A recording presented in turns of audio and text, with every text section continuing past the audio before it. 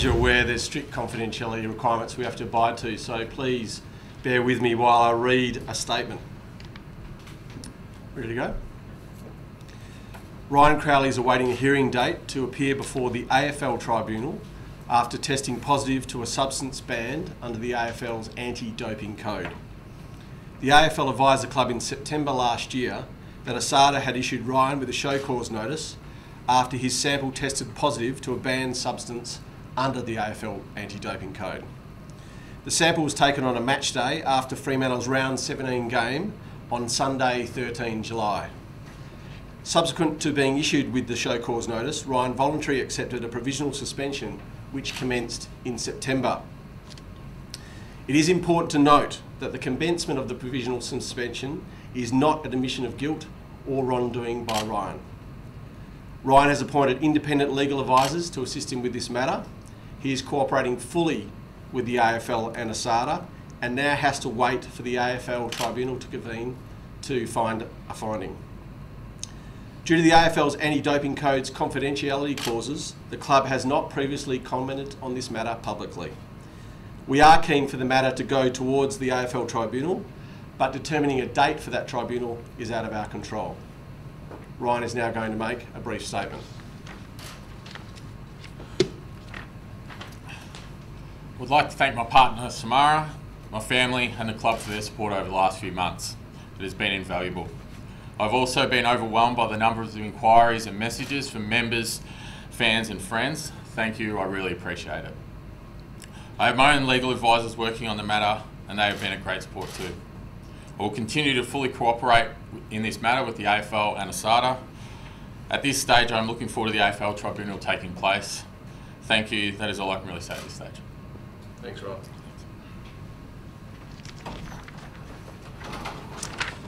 I've just got another few brief comments before Steve Harris and I can take your questions. I reiterate, the club is restricted in what we can say until the process with ASADA and the AFL is completed.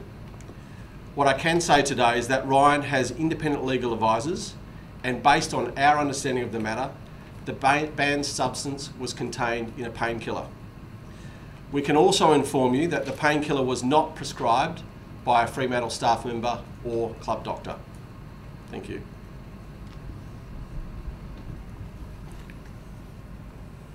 Questions? Are you able to specifically say what the substance is, Steve? No, I'm not. There is strict confidentiality clauses around the AFL anti-doping code, and we're hoping this progresses to an AFL tribunal as soon as possible. Our best understanding at this point in time is that is a matter of weeks away. Is the substance, or can the substance that he is tested positive to be in any way construed to be performance enhancing? Again, I can't comment. I am actually restricted in what I can say. That will be a matter for the AFL tribunal. As I said, hopefully that can progress to a tribunal as soon as possible, and hopefully that's in a matter of weeks. What was the club's response when they first got the news to this? Surprise. Are you able to tell us why he was taking a painkiller? Was it for a previous injury or anything like that? Ryan has had instances where he's had to take painkillers in the past, and with respect to this particular case and the circumstances, that will be before the AFL tribunal in a matter of weeks. Why did Ryan take the painkiller from the club doctor? Sorry, can you read? Why did Ryan not take the painkiller from the club doctor? That is normal process and our normal process and protocol, and that didn't occur in this instance. So is that a fault on Ryan's account or behalf that he didn't actually go to the club doctor and seek treatment? With respect to the particular circumstances around why the substance was taken, that will be part of the AFL tribunal process. Is it your? Do you have an understanding as to what Ryan will plead at the tribunal, whether he will accept that this has happened and this was in his system, or whether he will fight the charge? He will present his case with his legal advisors. As Ryan said himself, he's looking forward to that taking place. He is cooperating fully with the AFL and ASADA, and hopefully that tribunal process can take place in a matter of weeks. Will he personally go, Steve? Has he got to that stage of go himself over to Melbourne? That's the intention, yes, that Ryan will attend it in person. Steve, speculation over the last few days forced you to come out today and release this? No. In terms of the way this is approached, there's strict confidentiality clauses around the AFL doping code. The club has been aware of this matter since September last year, and we have to deal with it in the process that is in place with respect to the AFL anti-doping code, and hopefully that tribunal can take place relatively soon, and that's the reason for the timing. Steve, just to be clear then, so he was taking a painkiller that was prescribed by a doctor other than the Fremantle doctor, is that correct? All I can say is that the substance was contained in a painkiller, and that in this instance it wasn't prescribed by the Fremantle club doctor nor provided by a Fremantle staff member. Okay, so that I'm assuming is very unusual, is it? That players would be taking things not prescribed by Fremantle staff? As a club, we're very comfortable with our protocols and processes that are in place, and that would be unusual, yes, in this circumstance. Are you concerned about what this means for the image of the Fremantle Football Club? I mean, it's one thing to have issues with illicit drugs, drugs that fall foul of the wider code is another issue completely, as we've seen with the Essendon saga over the past 2 or 3 years. What I can say, and Steve can talk on behalf of the board, that we're very comfortable with our people, our structure, our processes and our protocols with respect to the AFL anti-doping code and also the AFL's illicit drug policy. So we stand behind that, and that's all we can say with respect to this particular matter at the moment. How has Ryan held up? Obviously he's been aware of this for some time now. He has been, and he's tried to normalise the way that he's approached his training, but clearly it's been a burden on him. Steve, there was a suggestion that he'd flirted with retirement. Is that off the back of this now? Was that the catalyst for that consideration in his mind? Look, there's probably a player at his age probably tries to weigh up a number of things as they get older, and maybe that played on his mind when he was considering it, but I can say it was a relatively short thought. He's been training away from the group. Is that a result of this? I know he does warm-ups, etc., but he seems to train away. Is that a result of this? He can't be in amongst the group? He's had a restricted pre-season to some extent. He's probably trained more away from the group during the open training sessions, and that's something that Ross and Ryan have managed. Is that because of this issue? It certainly had an impact, yes. What extra sources do you put around Ryan as a result of this in the lead up to the tribunal hearing? What extra resources? Yeah. Look, we take duty care of all our players. You know, we make it the highest priority, and clearly that's going to be the case in this instance. So we're supporting Ryan to the best of our ability, both personally and professionally, and have been doing so with respect to this case now for about 6 months.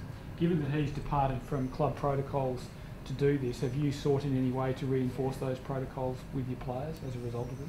Yeah, we've got a very structured education program, and now that this is probably more in the public domain, it's something that we can talk about with our players again tomorrow, and it's a healthy reminder for them.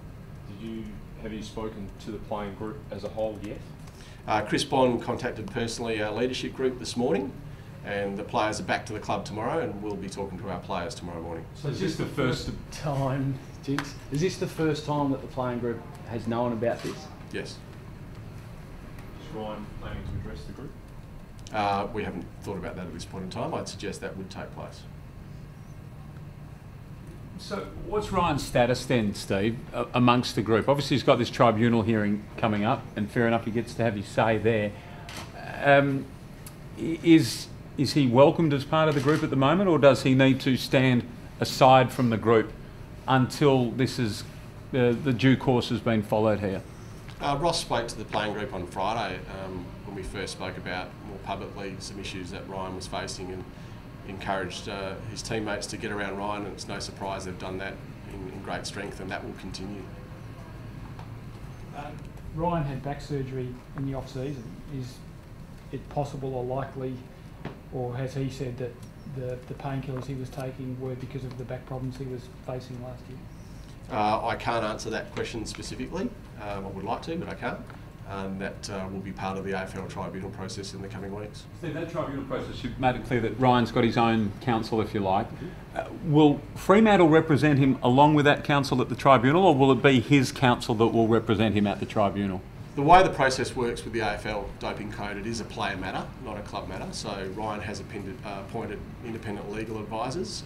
He has to meet the costs associated with those legal advisors, and they will represent him at the tribunal, not the club. We're simply supporting Ryan in this process. Will you be there with him? We'll certainly have club staff with him, yes. Look, thanks for your questions and understandably your interest, and thank you for also appreciating that we can only say so much given the confidentiality clauses under the AFL Doping Code. Thank you. Cheers.